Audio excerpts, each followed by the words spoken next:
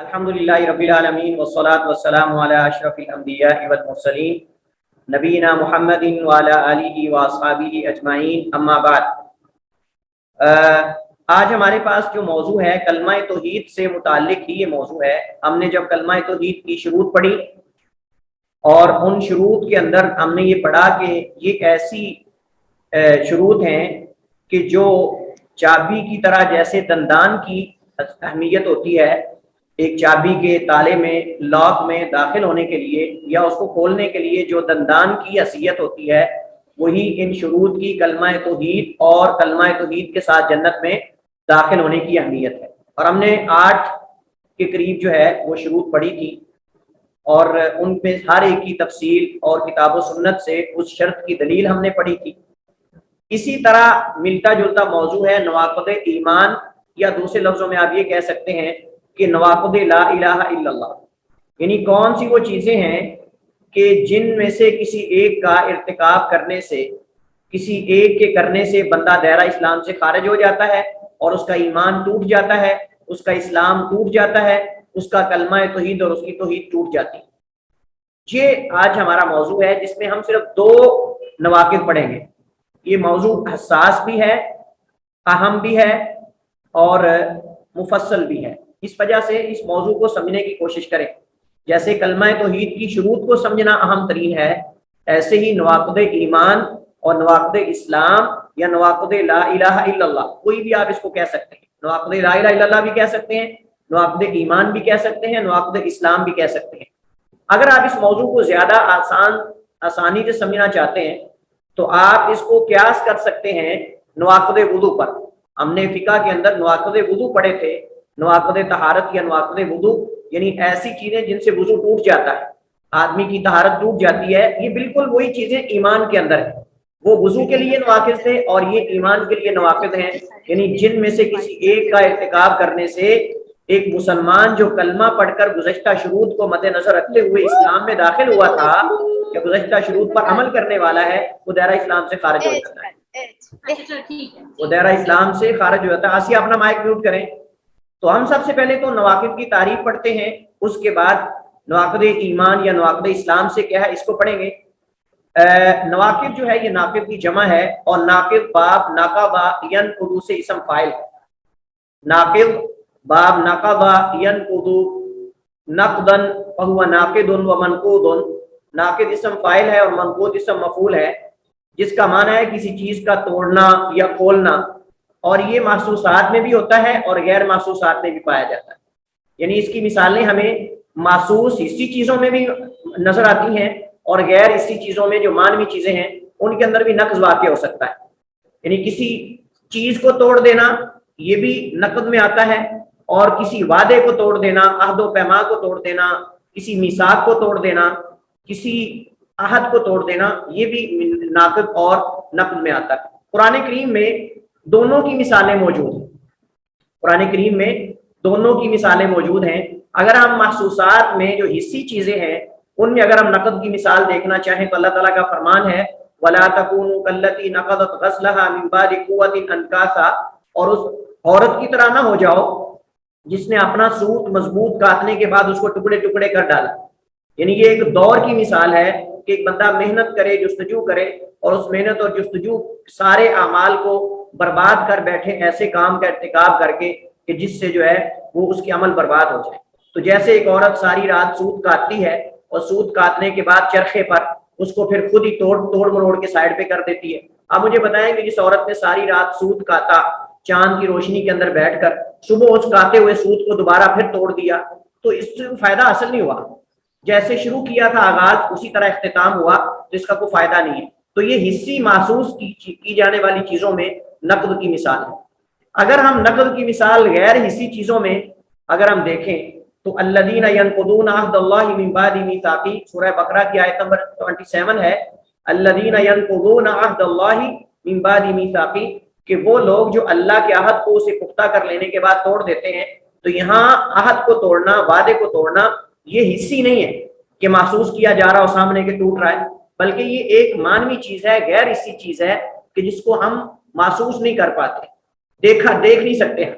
لیکن ایک وعدہ ہے اس کو توڑ دینا، یہ نقض ہے۔ تو نواقض ایمان سے کیا مراد ہے؟ نواقض ایمان سے مراد وہ امور ہیں کہ جن میں سے کسی ایک کا ارتکاب کرنے سے آدمی کی توحید اور اس کا ایمان ٹوٹ جاتا ہے، جن میں سے کسی ایک کا ارتکاب کرنے سے آدمی کی توحید اور اس کا ایمان ٹوٹ جاتا ہے۔ جیسے نواقض وضو میں سے کسی ناقض کے ظاہر ہونے سے طہارت ختم ہو جاتی ہے، شرمگاہ سے کسی نجاست کا نکلنا، ہوا کا خارج ہو جانا، قضائے حاجت کر لینا، جو کہ ہم نے وہاں تفسیر فقہ کے اندر پڑھی تھی، وہ بھی نواقض وضو ہیں اس وجہ سے چونکہ ان کے ظاہر ہونے سے وضو ٹوٹ جاتا ہے۔ ویسے ہی نواقض اسلام میں سے کسی ایک کا ارتکاب کرنے والے کا عہد ایمان اور توحید ٹوٹ جاتا ہے جو اس نے وعدہ کیا تھا، نہ تو وہ مسلمان کہلاتا ہے، نہ ہی اس پر مسلمانوں والے احکام لاگو ہوتے ہیں، بلکہ اسے اہل شرک یا کفر کے احکام دیے جاتے ہیں۔ جو مشرکین اور کفار کے احکام ہیں وہ اسے دیے جاتے ہیں، جو ان میں سے کسی ایک کا ارتکاب کرتا ہے جان بوجھ کر، اس کو پتہ ہے کہ یہ گناہ ہے اور یہ غلط ہے۔ ہاں البتہ جس بندے کو علم نہیں، جاہل ہے، اس کا مسئلہ اس سے مختلف ہے، لیکن ہم یہ مسائل پڑھ رہے ہیں اس سے قطع نظر کہ کیا ہر بندہ یہ کام کرنے والا کافر ہو جاتا ہے یا نہیں، یہ ایک مسئلہ الگ ہے۔ لیکن یہ نواقض ہیں، قاعدے اور ضابطے ہیں کہ جن کو پیش نظر رکھتے ہوئے علماء فیصلہ کرتے ہیں کہ یہ بندہ کافر ہے، یہ بندہ مسلمان ہے، یہ مشرک ہے، یا موحد اور توحید والا ہے۔ ان نواقض کے بارے میں علماء نے ایک ضابطہ ذکر کیا ہے، اور وہ ضابطہ یہ ہے، قاعدہ یہ ہے کہ ہر وہ قول، فعل یا اعتقاد، ہر وہ قول جی تو ہم پڑھ رہے تھے کہ علماء نے نواقض ایمان یا نواقض اسلام یا نواقض لا الہ الا اللہ کے بارے میں قاعدہ ذکر کیا ہے، ایک ضابطہ ذکر کیا ہے جس سے آپ پہچان سکتے ہیں کہ یہ بندہ دائرہ اسلام سے خارج ہوا ہے یا نہیں۔ ہر وہ قول، فعل یا اعتقاد یا شک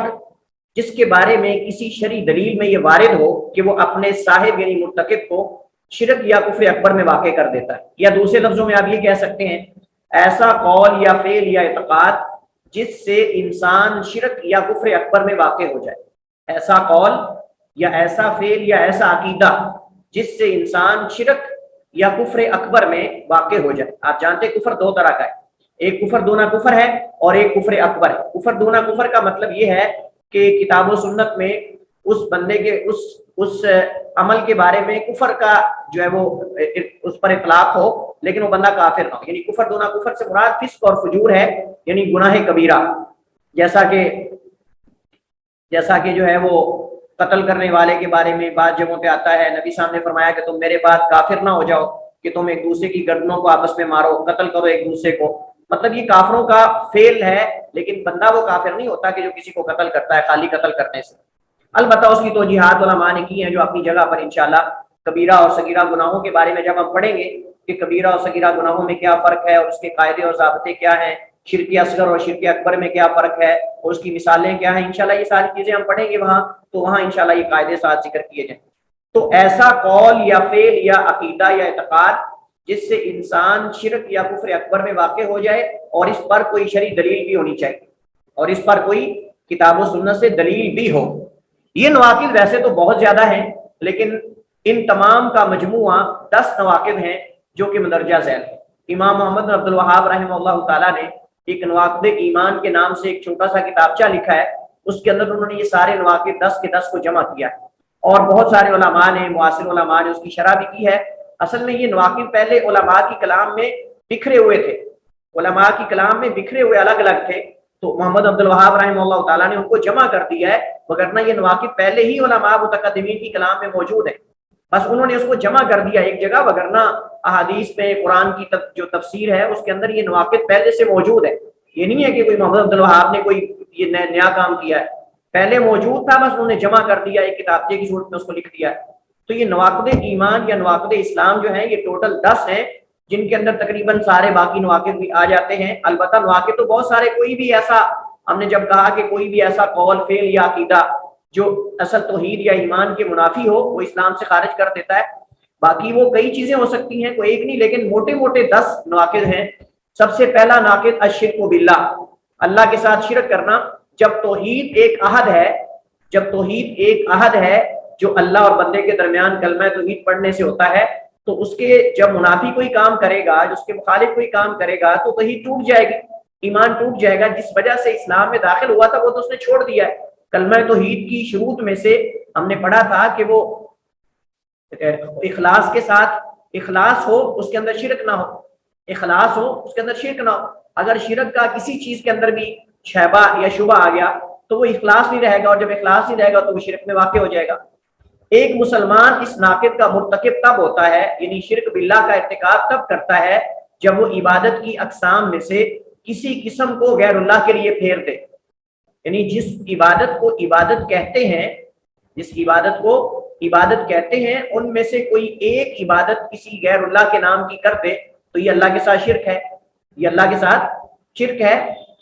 کیونکہ وما امروا الا ليعبدوا الله مخلصين له الدين، اس آیت میں اللہ آتا ہے کہ انہیں صرف میری عبادت کا حکم دیا گیا، صرف میری عبادت کریں۔ وما خلقت الجن والانس الا ليعبدون، جیسا کہ آگے انشاءاللہ میں واضح کرتا ہوں کہ شرک جو ہے یہ کیوں اتنا بڑا جرم ہے اور اس کی سزا اتنی زیادہ کیوں ہے، یہ انشاءاللہ جب ہم پڑھیں گے تو واضح ہو جائے گا کہ اللہ تعالیٰ کو شرک کیوں ناگوار ہے، اللہ تعالیٰ شرک کو گوارا کیوں نہیں کرتے۔ نماز کسی کے لیے پڑھنا، روزہ رکھنا، زکوٰۃ دینا، دعا کرنا، کسی سے جا کے مانگنا، استغاثہ کرنا، استعانت طلب کرنا،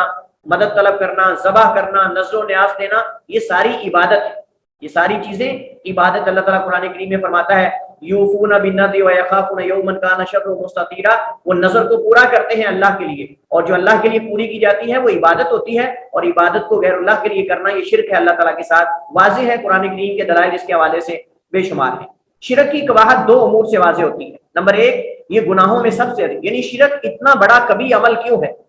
اتنی زیادہ نفرت شرک سے اللہ تعالیٰ اور اس کے رسول کیوں کرتے ہیں، ہمیں کیوں ہونی چاہیے، اس کی دو وجوہات ہیں۔ نمبر ایک، یہ گناہوں میں سب سے عظیم گناہ ہے، یہ گناہوں میں سے سب سے عظیم گناہ ہے، اور دوسرا اس کی سزاؤں میں سب سے زیادہ ہے، اس جرم کی سزا بھی سب سے زیادہ ہے اور یہ گناہوں میں سب سے بڑا گناہ ہے۔ اب پہلا سوال یہ ہے کہ گناہوں میں سب سے بڑا گناہ کیوں ہے؟ اس کے عظیم ہونے کی کئی وجوہات ہیں، اس کے عظیم ہونے کی کئی ایک وجوہات ہیں۔ نمبر ایک، اس میں اللہ تعالیٰ رب العالمین کی شان میں تنقیص واقع ہوتی ہے۔ جو بندہ اللہ کے ساتھ شرک کرتا ہے وہ اللہ کی شان میں تنقیص کر رہا ہوتا ہے، اللہ کی شان میں کمی واقع کر رہا ہوتا ہے، حالانکہ کمی ہوتی نہیں لیکن یہ تنقیص کر رہا ہے، اللہ کی گستاخی کر رہا ہے، اللہ کی توہین کر رہا ہے۔ آپ سوچیں گے کہ اللہ کی توہین کیسے کر رہا ہے؟ کیونکہ اس نے توحید جو خالصتاً اللہ کا حق ہے، عبادت جو کہ خالصتاً اللہ کا حق ہے، اس کو پھیر کر غیر اللہ کی طرف کر دیا۔ اللہ تعالیٰ نے قرآن کریم میں اس بات کی طرف اشارہ کیا ہے، سورہ انعام کی آیت نمبر 1 کے اندر الحمدللہ الذی خلق السماوات والارض وجعل الظلمات والنور، تمام تعریفات اللہ کے لیے ہیں، وہ ذات جس نے زمین و آسمان کو پیدا کیا، وجعل الظلمات والنور، اور اس نے پیدا کیا ظلمات اور نور کو، تاریکیوں کو بھی اور اندھیروں کو بھی اسی اللہ نے پیدا کیا۔ یہاں جعل بمانا خلق ہے، جعل بمانا خلق ہے، جب جعل بمانا خلق آتا ہے تو ایک مفعول کی طرف متعدی ہوتا ہے، اور جعل بمانا جب سیر آتا ہے تو اس وقت دو مفعولوں کی طرف متعدی ہوتا ہے۔ یہ نحوی قاعدہ ہے جو کہ آپ شاید پہلے پڑھ چکے ہوں گے کہ جعل بمانا خلق بھی ہوتا ہے اور جعل بمانا سیر کرنے کے معنی میں بھی ہوتا ہے، بنانے اور کرنے کے معنی میں۔ تو یہاں جعل بمانا خلق ہے، اور جب جعل بمانا خلق ہو تو پھر ایک مفعول کی طرف متعدی ہوتا ہے، اور جب جعل بمانا سیر ہو تو پھر دو مفعولوں کی طرف متعدی ہوتا ہے۔ تو فرمایا وجعل الظلمات والنور، اور اس نے پیدا کیے اندھیرے اور روشنیاں، ثم الذین کفروا بربہم یعدلون، پھر وہ لوگ جو اپنے رب کے ساتھ جنہوں نے کفر کیا، یعدلون وہ برابر ٹھہراتے ہیں، یعنی غیر اللہ کو اللہ کے برابر کرتے ہیں، غیر اللہ کو اللہ کے برابر کرتے ہیں۔ یہاں فرق نہیں کیا جائے گا کہ وہ ولی ہے، وہ نبی ہے، وہ فرشتہ ہے، وہ حجر ہے، وہ شجر ہے، پتھر ہے، مورتی ہے، جو کچھ بھی ما سوی اللہ ہے، اللہ کے علاوہ ہے، اس کو اللہ کے برابر کر دینا یہ اللہ تعالیٰ کے ساتھ شرک ہے، اللہ کو قطعاً بھی یہ گوارا نہیں ہے۔ نمبر 2، اس جرم کے بڑا ہونے کی وجہ یہ ہے کہ یہ مخلوق کے مقصد تخلیق کے منافی ہے۔ اللہ تعالیٰ نے جس مقصد کے لیے مخلوق کو پیدا کیا تھا یہ اس مقصد کے خلاف ہے۔ اللہ تعالیٰ نے اپنی عبادت کے لیے پیدا کیا ہے، وما خلقت الجن والانس الا لیعبدون، کہ میں نے جن و انس جو ثقلین ہیں، جو کہ مکلف ہیں، جو پابند ہیں اللہ تعالیٰ کے احکامات کے، اللہ ماتا ہے میں نے ان کو صرف اپنی عبادت کے لیے ہی تو پیدا کیا ہے۔ لیکن اگر وہ اللہ کی عبادت نہ کریں اور غیر اللہ کی عبادت کرنا شروع کر دیں تو یہ اللہ کا جو مقصد تخلیق ہے مخلوق کو پیدا کرنے کا، یہ اس کے منافی اور اس کے مخالف ہے، اور یہ مقصد اللہ تعالیٰ کا نہیں تھا کہ ہم غیر اللہ کی پوجا کریں۔ بنائے اللہ، پیدا اللہ کرے، کھلائے اللہ۔ ماں کے پیٹ میں 9 مہینے بچہ رہتا ہے اور 5ویں چوتھے مہینے کے بعد اس کے اندر روح ڈال دی جاتی ہے۔ چوتھے مہینے سے لے کر 9ویں مہینے تک 5 مہینے ہم میں سے ہر بچہ ماں کے پیٹ میں رہتا ہے، بند 3 اندھیروں کے اندر۔ اس اللہ تعالیٰ کی ذات کا کھلانا انسان کو، کیا یہ انسان کو بھول جاتا ہے کہ جو ماں کے پیٹ کے اندر 9 مہینے آپ کو نطفے سے لے کر تخلیق تک رکھ سکتا ہے، آپ کی روزی کا بندوبست کر سکتا ہے، بن مانگے آپ کو دے سکتا ہے، کیا وہ اللہ دنیا میں مانگنے کے ساتھ آپ کو نہیں دے سکتا؟ جو پیٹ میں بن مانگے آپ کی روزی کا بندوبست کر رہا ہے، وہ دنیا میں آنے کے بعد جب اس اللہ کے سامنے ہاتھ پھیلاؤ گے تو کیا اللہ وہ تمہیں دینے پر قادر نہیں ہے؟ کیا اللہ وہ تمہاری سنتا نہیں؟ جو ماں کے پیٹ میں بن مانگے آپ کا خیال کر سکتا ہے، وہ دنیا میں جب مانگو گے تو آپ کا خیال کیوں نہیں کرتا؟ یہ محض دھوکہ ہے شیطانی، محض یہ پروپیگنڈا ہے، یہ مشرکین کی طرف سے شبہات ہیں، اپنے پیٹ کو بھرنے کے لیے، اپنے جہنم کو بھرنے کے لیے وہ لوگوں کو گمراہ کرتے ہیں، اور مختلف قسم کے شبے، مختلف قسم کے اعتراضات اور شبہات پیدا کر کے لوگوں کو شرک کی طرف لانے کے لیے توحید کے سیمینار کیے جاتے ہیں، مختلف قسم کے شرک کو پروموٹ کرنے کے لیے توحید سیمینار کیے جاتے ہیں، اور جو اللہ کے ساتھ واضح قرآن و حدیث کی نصوص میں شرک ہے اس کو توحید بنا کر لوگوں کے سامنے پیش کیا جاتا ہے، اور یہ سراسر ظلم ہے، اور اتنا بڑا ظلم ہے کہ جو اللہ تعالیٰ کو گوارا نہیں ہے۔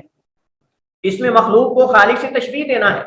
جو اللہ کے ساتھ شرک کر رہا ہے وہ مخلوق کو اللہ کے ساتھ تشبیہ دے رہا ہے، اور یہ تشبیہ انتہا درجے کا ظلم ہے، کیونکہ کسی عاجز اور محتاج اور فقیر کو اٹھا کر غنی کے برابر کر دینا، کسی عاجز کو، محتاج کو، مخلوق کو، فقیر کو، کتنی صفات ہے بندے کی،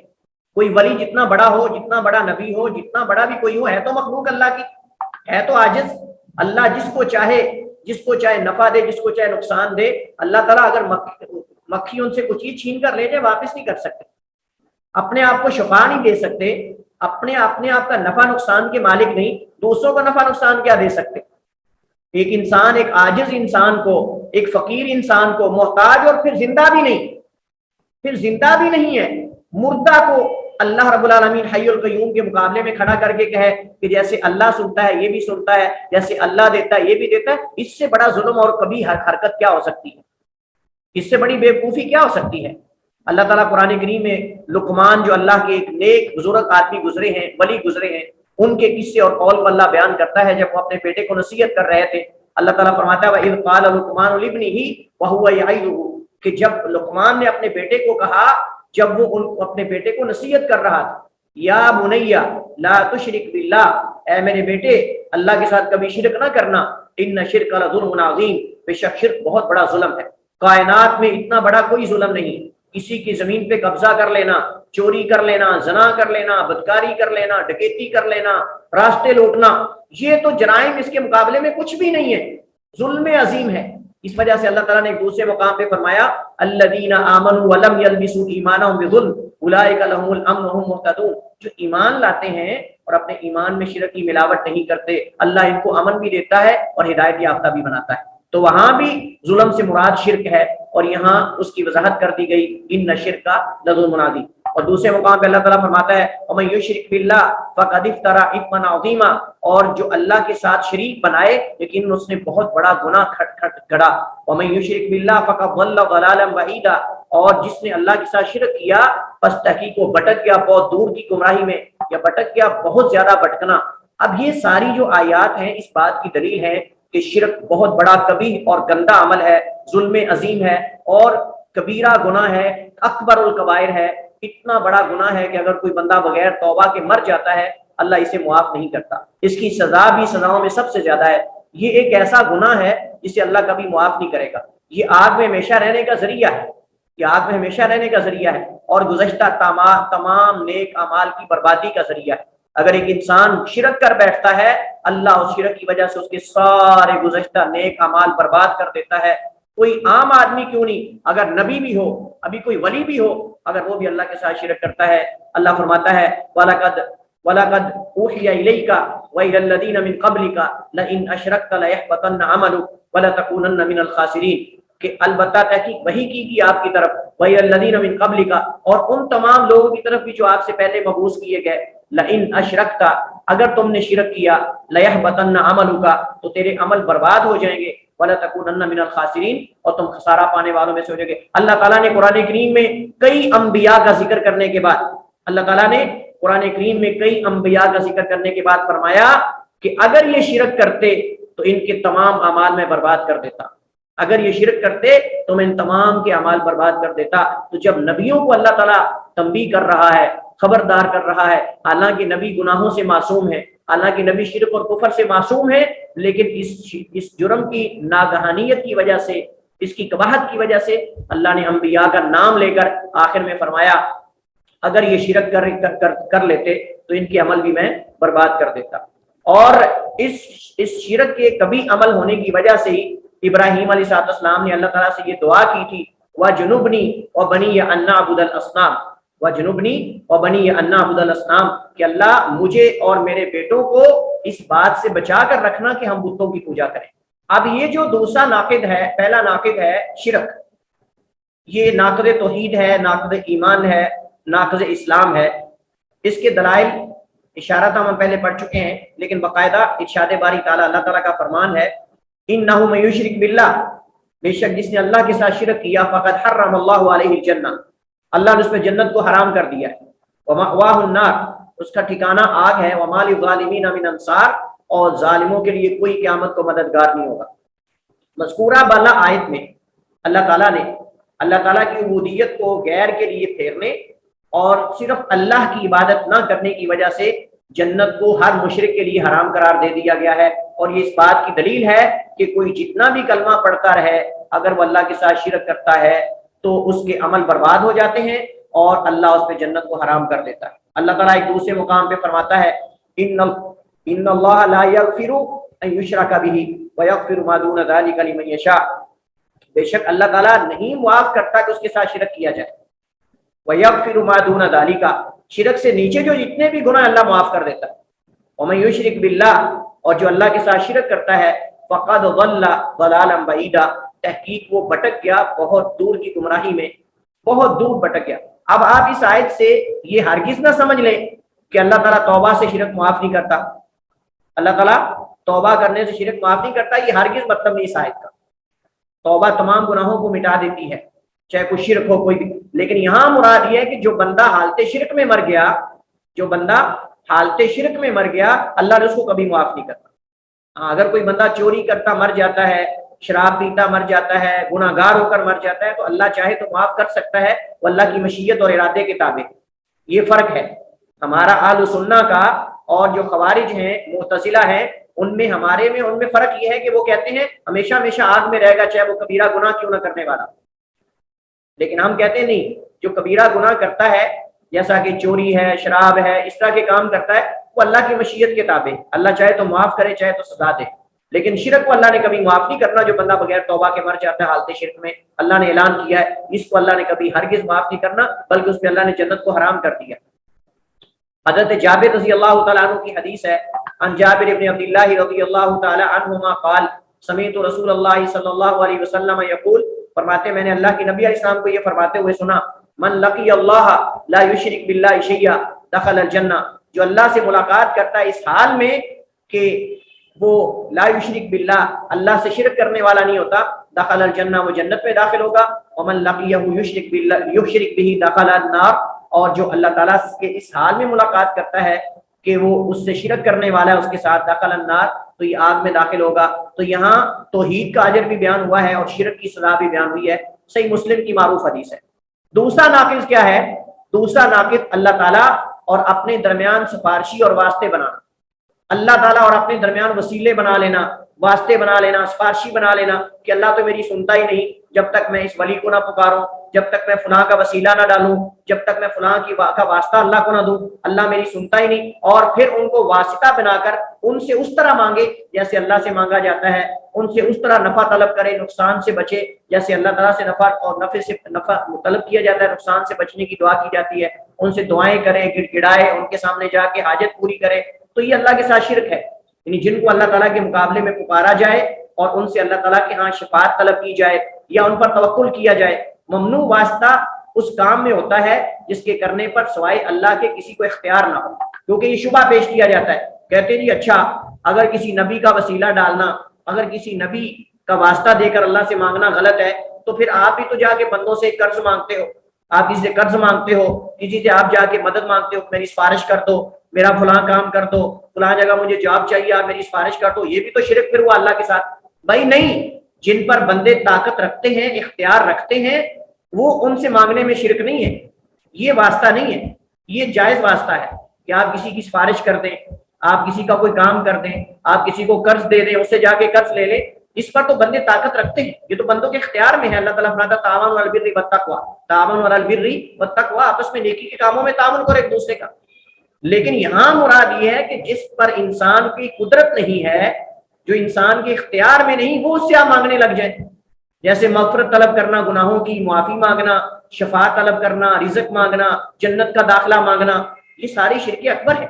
ابن تیمیہ شیخ الاسلام رحمہ اللہ تعالیٰ فرماتے ہیں جس نے ملائکہ اور انبیاء علیہ السلام کو واسطے بنایا، انہیں پکارتا ہے، ان پر بھروسہ کرتا ہے، ان سے نفع کے حصول اور نقصان سے بچاؤ کا سوال کرتا ہے، ان سے نفع کے حصول اور نقصان سے بچاؤ کا سوال کرتا ہے، مثلا ان سے بخشش طلب کرتا ہے، دلوں کی ہدایت اور بلاؤں کو ٹالنا، فاقوں کے خاتمے کی طلب کرتا ہے، دعا کرتا ہے، تو یہ مسلمانوں کے ہاں بالاجماع کافر ہے۔